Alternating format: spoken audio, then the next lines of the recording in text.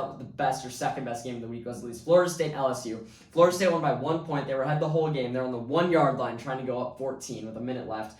Fumbled. LSU drove 99 yards down the field, scored. Extra point was blocked. Lost by 1 point in Brian Kelly's debut. Brandon, what do you think of this game? Sloppy is the wrong word to say here. LSU is just obviously an unfortunate circumstance. FSU got away with a little bit of a lucky win. I don't like what Brian Kelly said at halftime. He was like, the reporter asked him something, and he was like, "Yeah, I don't think it's gonna get much worse than that. I hope." And you don't look to a leader to say things like that. He's said things like that his whole time. I mean, last year he said that the whole Notre Dame team should be executed at halftime of a game. It's just so like he you said don't, things you like don't that say before. things like that. But additionally, I don't like Brian Kelly. And if you go back to the same episode where I talked about why I love Marcus Freeman, I talked about why I hated Brian Kelly and LSU.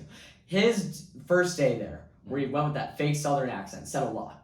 And people joke about it, but I don't think he's a fit there. He's been at Notre Dame for so long. Things are done a certain way there. And I think it's much harder to do well at a school like LSU in the SEC. And yes, he has those recruiting advantages. Yes, he's getting paid a ton. And yes, they'll give him a lot of opportunities. And I'm not saying he's going to be utterly atrocious. Yeah. But I've never loved Brian Kelly. I think Notre Dame was never elite. They've always put talent around him, but they've never been elite. So I think he's going to struggle there. But I think this all says a lot about Florida State.